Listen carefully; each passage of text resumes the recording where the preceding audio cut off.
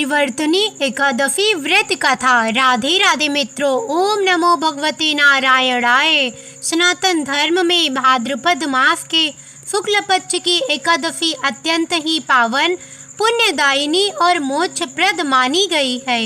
इस तिथि को परिवर्तनी एकादशी, जिसे पार्श्वपद्या या जयंती एकादशी भी कहा जाता है, क्योंकि इसी दिन क्षीर सागर में शेषनाग की शैया पर योग निद्रा में शयन कर रहे भगवान विष्णु करवट बदलते हैं और सृष्टि के संतुलन के लिए एक नए चरण की ओर अग्रसर होते हैं। यही कारण है कि इस एकादशी का नाम ही परिवर्तनी अर्थात करवट बदलने वाली एकादशी पड़ गया। इस दिन व्रत, उपवास, पूजन और दान करने से सहस्त्र अश्वमेध यज्ञ और 100 राजसूय यज्ञों के समान पुण्य प्राप्त होता है। इस व्रत की महिमा सुनने और इसका पालन करने से समस्त पाप नष्ट हो जाती हैं और भक्त को मोक्ष की प्राप्ति होती है। इसे जल छूलनी डोल 11 भी कहती हैं। झूल छूलनी एकादशी नाम इसलिए पड़ा क्योंकि इस दिन भगवान विष्णु या श्री कृष्ण की मूर्ति को झूले अर्थात झूलना या झूलनी में बैठाकर शोभा यात्रा निकाली जाती है और मंदिरों घरों में झूला उत्सव मनाया जाता है। इस दिन यशोदा मैया ने भगवान कृष्ण का जलवा पूजन या कुआं पूजन भी किया था, इसलिए इसे डोल 11 भी कहा जाता है। डोल 11 में भगवान को पालकी में बैठाकर उनको नगर भ्रमण कराती हैं। इसके अलावा यह भी कहा जाता है कि इस दिन माता यशोदा ने भगवान कृष्ण के जलाशय पर जाकर अंग वस्त्र धोए थे। इसी कारण इसे जल छूलनी एकादशी भी कहा जाता है। इसलिए परिवर्तनी एकादशी पर भगवान विष्णु और माता लक्ष्मी समेत माँ यशोदा की पूजा कर सुख शांति की कामना की जाती है। भक्तों, आज की कथा में हम ये भी जानेंगे कि इस बार की द्वादशी क्यों खास है। अतः आपसे विनम्र निवेदन है कि आप सभी श्रद्धा और भक्ति भाव से इस कथा का अंत तक श्रवण अवश्य करें, जिससे हृदय से पवित्र होकर भगवान विष्णु की कृपा के साक्षी बने रहें। इस वीडियो में हम परिवर्तनी एकादशी व्रत कथा और एकादशी माता की व्रत कथा भी सुनेंगे। आइए सुनते हैं। प्राचीन काल में महाभारत के युद्ध के बाद जब पांडव राज्य कर रहे थे, तब धर्मराज युधिष्ठिर ने भगवान श्री कृष्ण से निवेदन किया, हे मधुसूदन, आप कृपा करके मुझे भाद्रपद शुक्ल एकादशी का नाम, उसकी विधि, उसकी कथा और उसका महत्व विस्तार से बताइए, ताकि संपूर्ण प्रजा भी उसका पालन कर पुण्य अर्जित कर सके। तब भगवान श्री कृष्ण ने कहा, हे राजन, यह जो एकादशी है वह परम पावन और समस्त पापों को हरने वाली है। इसे परिवर्तनी एकादशी कहते हैं, क्योंकि इसी दिन मैं योग निद्रा में करवट बदलता हूँ। देवता इस दिन उत्सव मनाते हैं, ऋषि मुनि व्रत करते हैं और यह व्रत करने वाला मनुष्य जन्म मरण के चक्र से छूटकर परम धाम को प्राप्त करता है। इसके बाद श्री कृष्ण ने कथा कहना आरंभ किया और युधिष्ठिर सहित पांडव अत्यंत ध्यान पूर्वक सुनने लगे। कथा इस प्रकार है। त्रेता युग में एक महान प्रतापी, बलवान और धर्मात्मा राजा बलि हुआ करता था, जो महर्षि भृगु के वंश में उत्पन्न हुआ था। उसका नाम ही बलि पड़ा, क्योंकि वह दान, बल, भक्ति और सत्य का मूर्तिवान स्वरूप था। राजा बलि ने अपने पराक्रम से तीनों लोगों पर अधिकार कर लिया था। वह भगवान विष्णु का परम भक्त था, किंतु उसकी शक्ति और यज्ञों के प्रभाव से देवता अत्यंत विचलित हो उठे। स्वर्गलोक खो बैठने पर वे सभी इंद्र के नेतृत्व में ब्रह्मा जी के पास गए और प्रार्थना करने लगे। ब्रह्मा जी ने देवताओं को लेकर भगवान विष्णु की शरण ली और कहा, हे जगतपालक, हे नारायण, असुरराज बलि दानवीर है, धर्मात्मा है, परंतु उसने अपने यज्ञों और पराक्रम से देवताओं का राज्य छीन लिया है। आप ही हमें इसका समाधान बताइए। भगवान विष्णु ने मुस्कुराते हुए कहा, हे देवताओं, बलि वास्तव में अत्यंत दानी और धर्मनिष्ठ है, इसलिए उसे छल या युद्ध से हराना उचित नहीं है। मैं वामन रूप में अवतार लेकर उससे दान में 3 पग भूमि मांगूंगा और इसी प्रकार उससे समस्त लोगों को पुनः प्राप्त कर तुम्हें प्रदान करूंगा। कुछ ही समय बाद भगवान विष्णु ने वामन अवतार लिया और महर्षि कश्यप तथा अदिति के पुत्र के रूप में प्रकट होकर बालक का रूप धारण किया। उनका कांति युक्त स्वरूप, करुणा में नेत्र और तपस्वी का वेश देखकर लोग अभिभूत हो उठे। वामन भगवान ने कमंडल और दंड धारण किया और वे राजा बलि के यज्ञ में पहुँचे, जहाँ असंख्य ऋषि मुनि ब्राह्मण और असुर एकत्र थे। राजा बलि उस समय यज्ञ कर रहा था और वह सबसे दान दे रहा था। वामन को देखकर उसने सम्मान पूर्वक आसन दिया और कहा, हे ब्राह्मण कुमार, आप कौन हैं, क्या चाहती हैं? कृपया करके अपना परिचय दीजिए, मैं आपको यथाशक्ति दान देने के लिए तत्पर हूँ। भगवान वामन ने मधुर स्वर में कहा, हे दानवीर बलि, मैं एक ब्राह्मण बालक हूँ। मुझे आपसे केवल 3 पग भूमि चाहिए ताकि मैं उसमें अपनी तपस्या हेतु कुटिया बना सकूं। राजा बलि ने हंसते हुए कहा, हे कुमार, आप मुझसे सोना, रत्न, गज, अश्व, नगरी या राज्य मांग सकती हैं, लेकिन आप तो केवल 3 पग भूमि ही मांग रहे हैं। यह तो बहुत तुच्छ वर है। वामन ने उत्तर दिया, हे बलि, जो व्यक्ति संतोष करना जानता है उसके लिए 3 पग भूमि पर्याप्त है। लोभ करने से मनुष्य कभी तृप्त नहीं होता। बलि ने गंभीरता से यह वचन सुना और दान देने का संकल्प किया। तभी उसके गुरु शुक्राचार्य ने उसे रोका और कहा, हे बलि, यह कोई सामान्य ब्राह्मण बालक नहीं है, यह स्वयं भगवान विष्णु हैं, जो देवताओं के हित के लिए वामन रूप में आए हैं। यदि तुमने इससे भूमि दान कर दी तो तुम्हारा सब कुछ चला जाएगा। लेकिन बलि धर्मनिष्ठ और वचन का पालन करने वाला था। उसने कहा, हे गुरुदेव, यदि यह स्वयं भगवान विष्णु है तो इससे बड़ा सौभाग्य और क्या होगा कि मैं उन्हें दान दे सकूं। यदि मुझे अपना सब कुछ भी देना पड़े तो मैं पीछे नहीं हटूंगा, क्योंकि दानवीर को अपने वचन पर अडिग रहना ही चाहिए। इतना कहकर बलि ने जल लेकर संकल्प किया और वामन भगवान को 3 पग भूमि दान दे दी। उसी क्षण वामन ने अपना विराट रूप धारण किया। उनका शरीर आकाश को छूने लगा। सूर्य और चंद्रमा उनके नेत्र, पर्वत उनके चरण, आकाश उनका सिर और दिशाएं उनकी भुजाओं के समान हो गई। उन्होंने एक पग में पूरी पृथ्वी नाप ली और दूसरे पग में समस्त आकाश और स्वर्गलोक। अब तीसरे पग के लिए स्थान शेष नहीं रहा। तब उन्होंने बलि की ओर देखा और कहा, हे बलि, अब बताओ तीसरा पग कहाँ रखूं? राजा बलि ने नतमस्तक होकर कहा, हे प्रभु, आपने एक पग में पृथ्वी और दूसरे पग में स्वर्गलोक नाप लिया। अब तीसरा पग आप मेरे सिर पर रख दीजिए, यही मेरा सौभाग्य होगा। भगवान विष्णु बलि की भक्ति, सत्य और दानशीलता से प्रसन्न हुए और उन्होंने अपने चरण से बलि के सिर को दबा दिया, उसे पाताल लोक का राजा बना दिया। साथ ही उसे वरदान दिया कि हे बलि, तुम पाताल लोक में सुखपूर्वक राज्य करो। समस्त देवता और ऋषि प्रतिवर्ष बलि प्रतिपदा को तुम्हारी पूजा करेंगे और तुम सदा मेरे संरक्षण में रहोगे। भगवान विष्णु ने यह भी कहा कि मैं तुम्हारे द्वारपाल के रूप में भी उपस्थित रहूंगा और तुम्हारी रक्षा करूंगा। भगवान श्री कृष्ण ने युधिष्ठिर से कहा, हे राजन, उसी दिन से परिवर्तनी एकादशी का महत्व अत्यधिक बढ़ गया, क्योंकि जब जब मैं शयन करता हूँ और करवट बदलता हूँ तब लोक व्यवस्था परिवर्तन होती है। यह समय देवताओं के लिए भी उत्सव का होता है और मनुष्यों के लिए भी व्रत एवं पुण्य अर्जुन का। इस एकादशी को व्रत करने से मनुष्य को जन्म मरण के बंधन से मुक्ति मिलती है। सहस्त्र अश्वमेघ और 100 राजसूय यज्ञ का फल प्राप्त होता है और वह अंत में मेरे धाम को प्राप्त करता है। इस दिन व्रत की विधि अत्यंत सरल किंतु फलदायी मानी गई है। प्रातः काल स्नान कर शुद्ध वस्त्र धारण करें, व्रत का संकल्प ले और भगवान विष्णु के शयन रूप या शालिग्राम की पूजा करें, तुलसी पत्र, पीले फूल, धूप, दीप और नैवेद्य अर्पित करें। दिन भर उपवास करके विष्णु सहस्त्र नाम या भगवत गीता का पाठ करें।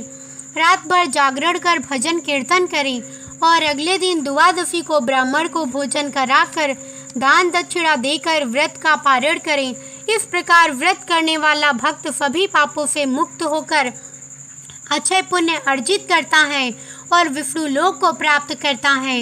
इस प्रकार जब भगवान श्री कृष्ण ने युधिष्ठिर को परिवर्तनी एकादशी की महिमा बताई तो पांडवों के साथ साथ सभा में उपस्थित समस्त लोग स्तब्ध और भाव विभोर हो गए।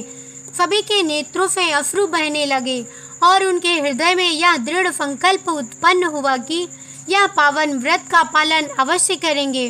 भगवान ने आगे कहा, हे धर्मराज, इस व्रत की विशेषता केवल यही नहीं कि यह पापों का नाश करती है, बल्कि यह जीवन में स्थिरता, संतोष और दिव्य आनंद प्राप्त करती है। क्योंकि जब भक्त इस दिन उपवास, जागरण और भजन कीर्तन करता है तो उसका मन सांसारिक विषयों से हटकर सीधा मेरे चरणों में लग जाता है। इसी कारण इसे योग और भक्ति दोनों का संगम कहा गया है। यह दिन मेरे शयन के परिवर्तन का दिन है, अर्थात जब मैं अपनी करवट बदलता हूँ तो यह संकेत होता है कि सृष्टि के संचालन में भी एक नया परिवर्तन आने वाला है। ऋतुओं का क्रम, ग्रह नक्षत्रों की गति, जीवों की स्थिति और लोगों का संतुलन सभी मेरे शयन के परिवर्तन से जुड़ा है।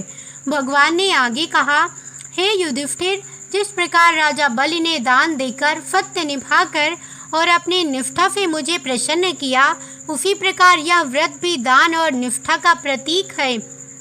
इस दिन जो मनुष्य शालिग्राम शिला की पूजा करता है और तुलसी पत्र अर्पित करता है, वह सहस्त्र यज्ञों का फल प्राप्त करता है।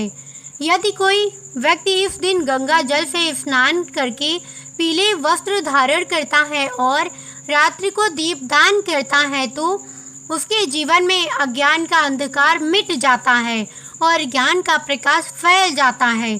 जो व्यक्ति इस दिन गाय को घास, अन्न या जल देता है वह भी पुण्य का भागी बनता है। यहाँ तक कि इस दिन केवल एक बार भोजन करने वाला या फलाहार करने वाला भी अक्षय पुण्य का अधिकारी होता है। कथा में यह भी वर्णन है कि एक बार एक राजा था जिसका नाम अनंत वर्मा था। उसने जीवन भर अनेक पाप किए थे, लेकिन जब मृत्यु समीप आई तो वह अत्यंत चिंतित हुआ। उसे लगा कि अब नरक ही मिलेगा। तभी उसके दरबार में एक महात्मा आए और बोले, हे राजन, यदि तुम अपनी आत्मा को शुद्ध करना चाहते हो तो भाद्रपद शुक्ल पक्ष की परिवर्तनी एकादशी का व्रत करो और रात्रि भर भगवान का नाम स्मरण करो। राजा ने वैसा ही किया। वैसे उपवास किया, तुलसी दल से भगवान की पूजा की और रात्रि भर जागरण किया। उसके भीतर का अंधकार दूर हो गया। मृत्यु के बाद यमदूत उसे लेने आए, परंतु तभी विष्णुदूत प्रकट हुए और उसे विष्णु लोक ले गए। यह देखकर यमदूत भी स्तब्ध रह गए कि एक दिन के व्रत ने कैसे जीवन भर के पाप नष्ट कर दिए। इसीलिए इस व्रत को मोक्षदायिनी कहा गया है। इसके अतिरिक्त शास्त्रों में वर्णन है कि इस दिन जो भी पुण्य कर्म किए जाते हैं उनका फल अनंत गुना बढ़कर प्राप्त होता है। जैसे कि किसी गरीब को अन्न दान करना, गौ सेवा करना, जल से प्याऊ लगाना, वस्त्र दान करना या ब्राह्मण को दक्षिणा देना, यह सब कार्य व्यक्ति को स्वर्गलोक की ओर ले जाते हैं। यहाँ तक कि केवल भगवान विष्णु का स्मरण करने वाला भी इस दिन महान पुण्य अर्जित करता है। यह व्रत केवल मनुष्यों के लिए ही नहीं बल्कि देवताओं के लिए भी महत्वपूर्ण है, क्योंकि देवगण भी इस दिन उत्सव मनाते हैं और भगवान की स्तुति करते हैं। हे राजन, इस एकादशी का एक और रहस्य है। जब भगवान विष्णु क्षीर सागर में शयन करते हैं तब देवता, असुर और समस्त लोग उनके श्वास प्रश्वास से संचालित होते हैं। जब वे करवट बदलते हैं तो मानो समस्त ब्रह्मांड में एक नई ऊर्जा का संचार होता है। धरती पर ऋतुओं का संतुलन होता है, आकाश में नक्षत्रों की दिशा बदलती है और जीव जगत में नई चेतना आती है। इसीलिए इस दिन को ब्रह्मांडीय ऊर्जा का दिन कहा गया है। जब भक्त उपवास करता है तो उसका मन इस दिव्य ऊर्जा से जुड़ता है और उसकी आत्मा शुद्ध होकर परमात्मा के समीप पहुंचती है। श्री कृष्ण ने युधिष्ठिर से कहा, जो मनुष्य इस एकादशी का व्रत नहीं करता वह मानो अपने जीवन के सबसे बड़े अवसर को खो देता है, क्योंकि यह व्रत जीवन में सात्विकता, संतोष और दिव्य आनंद का संचार करता है। यह केवल पापहर नहीं बल्कि धर्म, अर्थ, काम और मोक्ष चारों पुरुषार्थ देने वाला है। इसीलिए हे धर्मराज, तुम और तुम्हारे सभी भाई इस व्रत का पालन अवश्य करो। ऐसा करने से तुम्हें युद्ध में विजय, राज्य में स्थिरता और अंततः मोक्ष प्राप्त होगा। युधिष्ठिर ने विनम्रता पूर्वक कहा, हे प्रभु, आपने इस एकादशी की महिमा सुनाकर हमारा जीवन कृतार्थ कर दिया। अब हम सब मिलकर इस व्रत का पालन करेंगे और प्रजा को भी इसके लिए प्रेरित करेंगे। इस प्रकार सभा में उपस्थित सभी लोग आनंद से भर गए और उन्होंने जय श्री हरि का जय घोष किया। आकाश से पुष्प वर्षा होने लगी और समस्त लोकों में यह संदेश फैल गया कि परिवर्तनी एकादशी का व्रत समस्त पापों को हरने वाला और मोक्ष देने वाला है। ओम नमो नारायणाय। भक्तों, अब आइए सुनते हैं एकादशी की दूसरी कथा। एक समय की बात है, एक गांव में एक आदमी रहता था जिसका नाम विराट था। उसकी नई नई शादी हुई थी। शादी के बाद वह पहली बार अपनी पत्नी को लेने अपने ससुराल जा रहा था। वह अच्छे से नए वस्त्र पहनकर तैयार होकर ससुराल के लिए रवाना होता है। रास्ते में उसने देखा कि एक तालाब में एक गाय पानी पीने के लिए उतरती है। वह गाय अपनी प्यास तो बुझा लेती है, लेकिन तालाब से बाहर नहीं निकल पाती। विराट को वहां देखकर गाय उससे बोली, अरे मुसाफिर, मुझे इस दलदल से बाहर निकाल दे। विराट बोला, अरे नहीं गाय माता, मेरे कपड़े गंदे हो जाएंगे। मैं पहली बार अपनी पत्नी को लेने ससुराल जा रहा हूँ। गाय बोली, मूर्ख, आज 11 एकादशी है, तुझे पुण्य फल मिलेगा। मैं तुझे वरदान दूंगी, तेरी 7 पीढ़ियाँ तर जाएंगी। लेकिन विराट नहीं माना। नाराज होकर गाय बोली, अगर तू मुझे नहीं निकालेगा तो मैं तुझे श्राप दे दूंगी। जा तो अब से 8 पहर बाद गधा बन जाएगा। विराट डर गया और अब गाय से माफ़ी मांगने लगा, लेकिन तब तक गाय तालाब में पूरी तरह डूब गई थी। यह देख विराट उदास हो गया और उदास मन से ही वह ससुराल पहुंचा। जवाई को देखकर ससुराल में सभी बहुत खुश हुए, लेकिन जाते ही उसने रट पकड़ ली, मेरी पत्नी को विदा कर दो, हमें जाना है, हमें अभी जाना है। सभी ने मिन्नतें करी, जमाई जी एक दिन तो रुक जाओ, लेकिन वह नहीं माना। तब उसकी पत्नी बोली, सब इतना कह रहे हैं तो आप रुक क्यों नहीं जाते। तब विराट ने उसे श्राप की सारी बात बता दी। तब उसकी पत्नी तुरंत उसके साथ वापस घर की ओर चल दी। 8 पहर के बाद विराट गधा बन जाता है। उसकी पत्नी उसे घर में लेकर बैठी रही। इस तरह कई दिन बीत गए। जब घर में अन्न धन कुछ भी नहीं बचा तो वह अपनी पत्नी से बोला, तुम मुझे लेकर मजदूरी करने चलो। तब वह दोनों नगर के राजा के यहाँ मजदूरी करने पहुँचे। राजा के कुएं की खुदाई का काम चल रहा था। उसकी पत्नी अपने सिर पर मिट्टी रखकर मिट्टी फेंकने जाती। सभी मजदूर उसे देखकर बोले, अरे बहन, जब तेरे पास गधा है तो इस पर बोझ रखकर क्यों नहीं ढोती, क्यों बोझ उठाती हो। पर वह कुछ नहीं बोली। दूर से राजा भी यह सब देख रहा था। एक दिन राजा ने उससे पूछा, तुम्हारे पास गधा है तो तुम क्यों उठाती हो। तब वह बोली, महाराज, यह गधा नहीं है, मेरे पति हैं, इनको गाय का श्राप लगा है। उसे राजा को सारी बात बता दी। राजा ने पंडित को बुलवाकर इसका हल पूछा। तब वह बोला, राजा जी, इसका एक ही हल है। जिस व्यक्ति ने अपने जीवन काल में 101 ग्यारस करी हो और उसका फल वह इस गधे को दे दे तो यह मानव बन सकता है। राजा ने पूरी नगरी में ऐलान करवा दिया कि जिसने भी 101 ग्यारफ करी है, अगर वह अपनी ग्यारफ का फल दे देता है तो राजा उसे अपना आधा राज्य दे देंगे। लेकिन पूरी नगरी में कोई भी ऐसा नहीं था जिसने 101 ग्यारफ करी हो। किसी ने 10, किसी ने 11 तो किसी ने 21 ग्यारफ करी थी। तब बुढ़िया माई आई और बोली, राजा जी, मैंने पूरी 101 ग्यारफ करी है। राजा बोला, तुम अपनी ग्यारफ इस गधे को दे दो तो मैं तुम्हें मुँह मांगा वरदान दूंगा। बुढ़िया बोली, महाराज, मैं धन लेकर क्या करूंगी? मैं आज हूँ कल नहीं। मैं इसे 100 ग्यारफ दे दूंगी, लेकिन एक निर्जला एकादशी को मैं अपने पास रखूंगी। इसे एक निर्जला एकादशी के फल से मोक्ष की प्राप्ति होगी, मुझे श्री हरि विष्णु की प्राप्ति होगी। ऐसा कहकर उस बुढ़िया ने अपने 100 ग्यारफ का फल उस गधे को दे दिया और वह वापस इंसान बन गया। लेकिन 1 ग्यारफ की कमी से उसका पूरा शरीर इंसान का हो गया, लेकिन अपने गधे की पूंछ उसके शरीर से नहीं हटी। जय हो ग्यारफ माता की।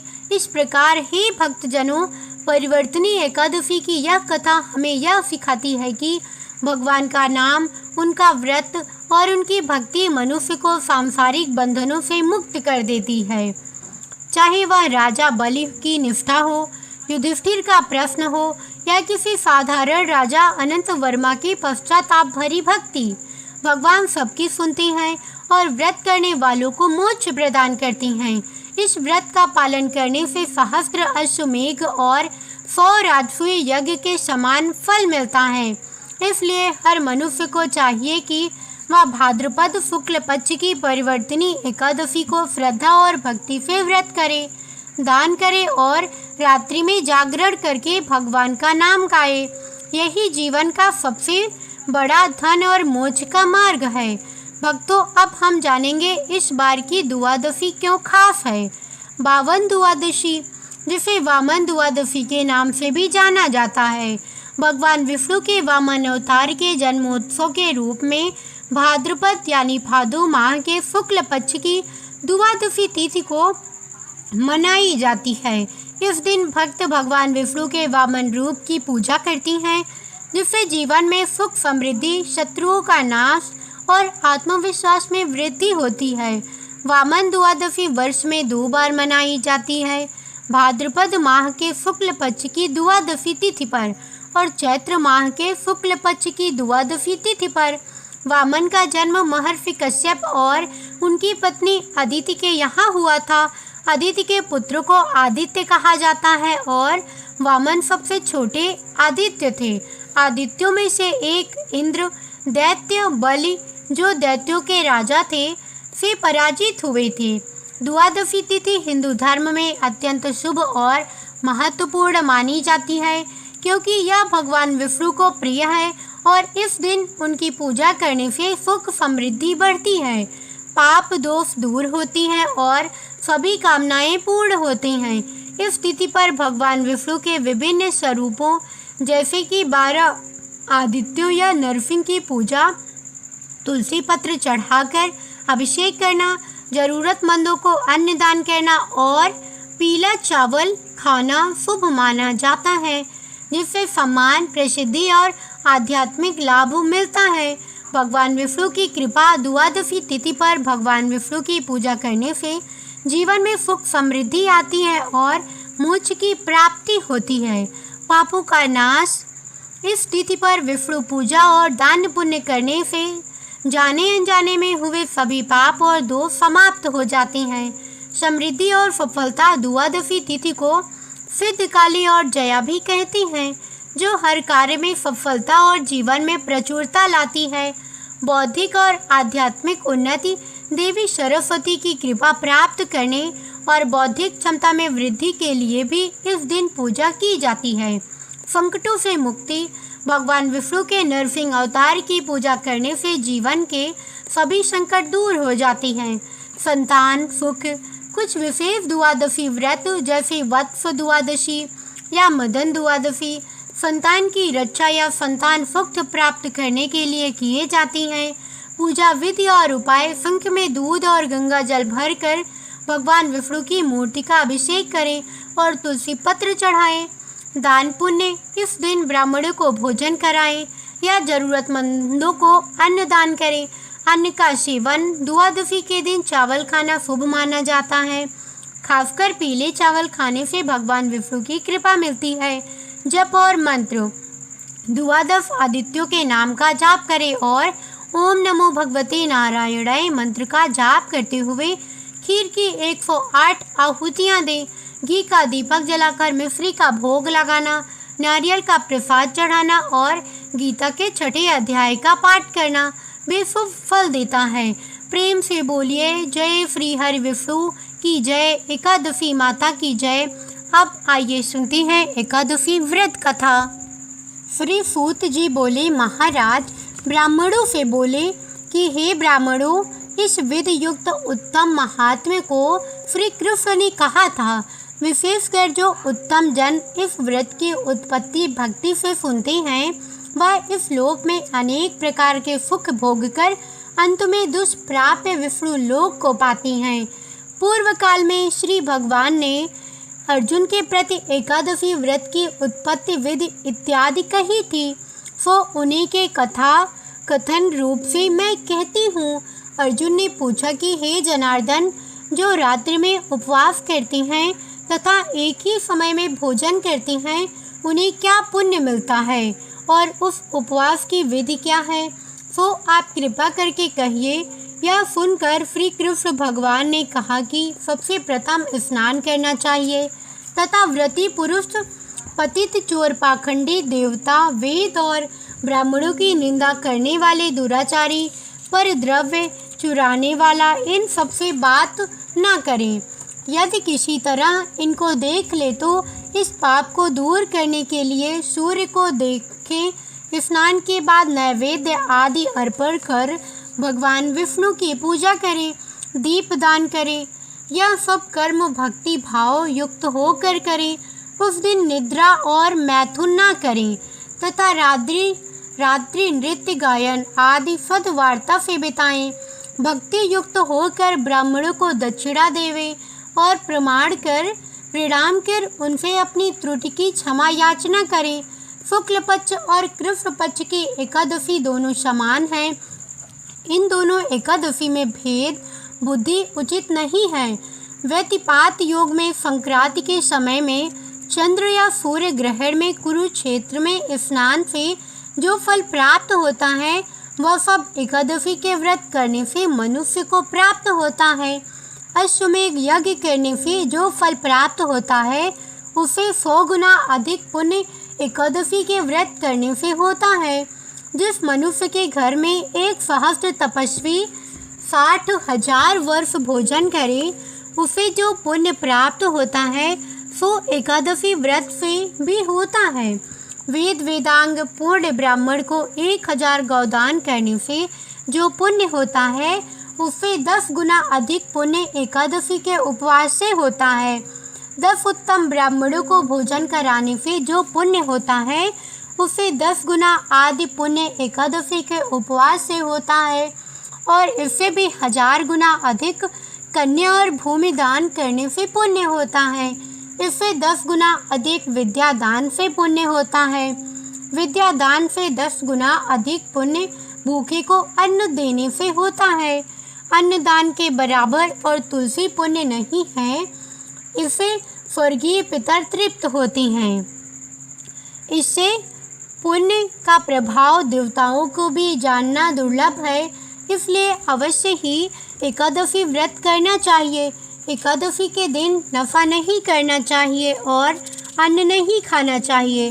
अर्जुन ने पूछा, हे देव, आप इस तीर्थ को सब तीर्थों से श्रेष्ठ तथा पवित्र कहते हैं, इसका क्या कारण है? भगवान ने कहा कि पहले सतयुग में मुर नामक एक महाभयंकर दैत्य था, जिसके भय से सभी देवता भयभीत थे। उसने इंद्र आदि देवताओं को जीतकर उन्हें उनके स्थान से भ्रष्ट कर दिया था। तब इंद्र आदि देवताओं ने महादेव जी से कहा कि हे देवों के देव, हम लोग इस समय मुर दैत्य के अत्याचार से पीड़ित होकर मृत्यु लोक में अपना काल बिता रहे हैं और देवताओं की दफा तो कहीं नहीं जाती। सो कृपा करके इस दुख को छूटने का उपाय बतलाइए। तब महादेव जी ने कहा कि हे देवों के राजा इंद्र, आप भगवान विष्णु के पास जाइए। महादेव जी के वचन को सुनकर देवराज इंद्र देवताओं को साथ लेकर क्षीर सागर में जहाँ जगतपति जनार्दन सोए थे वहाँ गए। भगवान को सोए हुए देखकर इंद्र ने हाथ जोड़कर उनकी स्तुति की कि हे देवताओं के देव, आपको नमस्कार है। दैत्यों के नाशक मधुसूदन, हे पुंडरीकाक्ष, आप हम लोगों की रक्षा करें। हे जगन्नाथ, दैत्यों से डरकर सब देवता मेरे साथ आपकी शरण में आए हैं। आप हमारे लोगों की रक्षा करें। आप इस जगत के पिता हैं। आप ही इस जगत के स्थिति करता हैं, उत्पत्ति करता और संहार करता हैं। आप देवताओं के सहायक हैं तथा उन्हें सुख देने वाले हैं। आप पृथ्वी हैं, आकाश हैं और संसार के प्राणियों के उपकारण हैं। आप ही संपूर्ण त्रैलोक की रक्षा करने वाले हैं। आप ही सूर्य, चंद्रमा, अग्नि, हव्य, मंत्र, यजमान, यज्ञ और समस्त कर्म फल भोक्ता ईश्वर भी हैं। इस संपूर्ण जगत में ऐसा कोई नहीं है जहाँ आप ना हो। हे देवों के देव, आप हम लोगों की रक्षा करें। इस समय दानवों ने दैत्यों को जीत लिया और उन्हें स्वर्ग से निकाल दिया। अब देवता लोग अपने स्थान को छोड़कर भूमि में मारे मारे फिरते हैं। आप ही उनके सब रक्षक हैं। इस प्रकार इंद्र ने वचनों को सुनकर भगवान विष्णु बोले कि वह कौन दैत्य है जिसने देवों को जीता है? वह कहाँ रहता है? उसका नाम क्या है और उसका बल क्या है? यह सब कुछ विस्तार पूर्वक कहिए। यह सुनकर इंद्र देव कहने लगे कि हे देव, पहले एक बड़ा भारी नाड़ी जंग नामक दैत्य था जिसकी उत्पत्ति ब्रह्म वंश में हुई थी और वह अपने बल से गर्वित होकर देवों को सर्वदा पीड़ित करता था। उसी का पुत्र मरु नामक दैत्य है जिसकी राजधानी का नाम चंद्रावती है। वह नगरी अति सुंदर है। वह दैत्य अपने प्रखर वीर से संपूर्ण विश्व को जीतकर और देवताओं को देवलोक से निकालकर इंद्र, अग्नि, यम, करुणा और चंद्रमा आदि लोकपाल स्वयं बन बैठा है। स्वयं सूर्य बनकर जगत को तपा रहा है। स्वयं प्रजन्य मेघ बन गया है। इसलिए आप उस दुर्दमनीय दानव को मारकर देवताओं को विजयी बनाएं। तब श्री भगवान इंद्र से उसका अत्याचार सुनकर अत्यंत क्रुद्ध हुए तथा इंद्र को संबोधन करके बोले कि हे देवेंद्र, अब मैं आप लोगों को शत्रु भय से शीघ्र ही निर्मूल करूंगा। और हे बलशाली देवों, आप लोग सब मिल चंद्रावती पुरी को जाओ। यह कह श्री भगवान भी देवताओं के पीछे ही पीछे चंद्रावती को गए। वहां जाकर देखा कि दैत्याधिप मुरु अनेक दैत्यों से परिवेष्टित होकर संग्राम भूमि में गरज रहा है। युद्ध प्रारंभ होने पर असंख्यात सहस्त्र दानव दिव्य अस्त्र शस्त्रों से सुसज्जित होकर लड़ने लगे। अंत में देवता लोग दानवों से लड़ ना सके। उन्हें देखकर अनेक दैत्य अस्त्र शस्त्र से उन पर टूट पड़े। जब भगवान ने देखा कि देवता भाग गए हैं, तब शंख चक्र गदाधारी भगवान अस्त्र शस्त्रों से राक्षसों को युद्ध करने लगे। उन सर्प समान अस्त्रों से विद्ध हो अनेक दानव इस लोक से चिरदिन के लिए प्रस्थित हुए, परंतु दैत्यादीप निश्चल भाव से युद्ध करता रहा। भगवान जिन जिन अस्त्रों का प्रयोग उस पर करे, वह सब उसके तेज से कुंठित होकर पुष्प के समान उसके अंगों में मालूम पड़ते थे। अनेक शस्त्रों के प्रयोग करने से भी जब भगवान उनको ना जीत सके, तब क्रुद्ध होकर परिघ तुल्य बाहुओं से मल्ल युद्ध करने लगे। 1000 वर्ष भगवान ने उससे युद्ध किया, परंतु वह नहीं हारा। तब भगवान शांत होकर विश्राम करने की इच्छा से बद्रिकाश्रम चले गए। वहां 48 कोस की लंबाई में विस्तृत और एक द्वार युक्त हेमवती नामक गुफा में शयन करने के लिए भगवान ने प्रवेश किया। हे धनंजय, मैं उस गुफा में सोया था तो दानव भी मेरे पीछे पीछे उस गुफा में चला आया और मुझे सोते देखकर मारने के लिए उद्यत हुआ। वह समझता था कि आज मैं दानवों के चिर शत्रु इनको मारकर इन्हें निष्कंटक बनाऊं। उसी समय मेरे शरीर से अत्यंत सुंदरी दिव्य अस्त्र लिए एक कन्या उत्पन्न होकर दानव राज के सम्मुख युद्ध के लिए उपस्थित हुए। दानवेंद्र उससे युद्ध करने लगा और युद्ध में उसकी निपुणता को देखकर सोचने लगा कि इस रुद्र स्वरूप स्त्री को किसने बनाया, जिसके पार वज्रों के समान है। पुनः उन दोनों में घमासान युद्ध आरंभ हुआ। एक मुहूर्त में ही उस कन्या ने दानव राज के अस्त्र शस्त्रों को काटकर उसे रथहीन कर दिया, तो वह दानव विरथ और निशस्त्र होकर आक्रमण करने के लिए दौड़ा, परंतु भगवती ने उसे मुष्टिक मारकर जमीन पर गिरा दिया। तो पुनः वह उठकर कन्या को मारने की इच्छा से दौड़ा। उसे आते देखकर भगवती ने उसका सिर धड़ से अलग अलग करके उसे यमलोक को भेज दिया और उसके साथी भयभीत होकर पाताल को चले गए। जब भगवान उठे तो वह कन्या उनके सामने हाथ जोड़ खड़ी हुई। उस कन्या को देखकर भगवान विष्णु अति प्रसन्न हुए और बोले कि संपूर्ण देव गंधर्व नाग लोकेश सभी को जीतने वाले इस दृष्टि दानव को रण में किसने मारा है, जिसके भय से मैंने इस कंदरा में आश्रय लिया था, सो किसने कृपा कर मेरी रक्षा की है। कन्या ने उत्तर दिया कि हे प्रभु, आपको सोया देखकर वह दानव आपको मारना चाहता था कि आपके ही अंश से उत्पन्न हुई मैंने ही इस दानव का संहार करके देवताओं को निर्भय किया है। मैं सर्व शत्रु दमनकारिणी आपकी महाशक्ति हूँ। हे प्रभु, आप बतलाइए कि इसके मारने से आपको क्यों आश्चर्य हो रहा है। भगवान बोले कि हे निष्पाप, इस दानव को मारने से तुझ पर मैं अत्यंत प्रसन्न हूँ। इस समय सभी देवता अत्यंत हर्षित हो गए हैं और तीनों लोकों में इस समय आनंद छा रहा है। अतः निसंकोच होकर तुम्हारी जो इच्छा हो सो वर मांगो। स्मरण रखो कि देवताओं को दुर्लभ वर भी तुम मांगोगी तो मैं तुम्हें दूंगा। कन्या बोले कि भगवान, यदि आप मुझ पर प्रसन्न हैं और यदि वर देना चाहती हैं तो मुझे वह वर दीजिए कि इस दिन यदि कोई उपवास करे तो मैं उसके पापों से उसे तारने में समर्थ हूँ और इस उपवास से जो पुण्य होता है उसे आधा रात्रि भोजन में होवे। उसका आधा पुण्य एक संध्या भोजन करने वालों को हो। जो जितेंद्रिय मेरे दिन को भक्ति युक्त होकर उपवास करे सो विष्णु धाम को प्राप्त होवे और कोटि वर्ष तक वहाँ अनंत सुख भोग करे। यह सुनकर भगवान विष्णु बोले कि हे कल्याणकारी, जो तुम कहती हो वह अत्यंत सत्य होवे।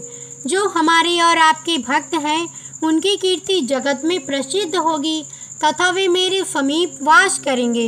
हे मेरी उत्तम शक्ति, तुम एकादशी तिथि को उत्पन्न हुई हो, इस कारण तुम्हारा नाम भी एकादशी ही होगा। एकादशी उपवास करने वाले के संपूर्ण पापों को दूर कर मैं उन्हें उत्तम गति दूंगा। विशेषकर तृतीय, अष्टमी, चतुर्दशी, एकादशी ये तिथियां मुझे अत्यंत प्रिय हैं। हे पार्थ, सब तीर्थों से, सब व्रतों से अधिक पुण्य एकादशी तिथि में है। विष्णु भगवान इतना वर देके वहाँ से अंतर ध्यान हो गए और एकादशी तिथि भी वर पाकर परम संतुष्ट तथा हर्षित हुई। हे अर्जुन, जो मनुष्य एकादशी का व्रत करते हैं मैं उनके शत्रुओं का नाश करके अवश्य ही उत्तम पद देता हूँ। इस प्रकार एकादशी की उत्पत्ति हुई। सब पापों को दूर करने और सब प्रकार के मनोरथ सिद्ध करने के लिए यह तिथि प्रसिद्ध है।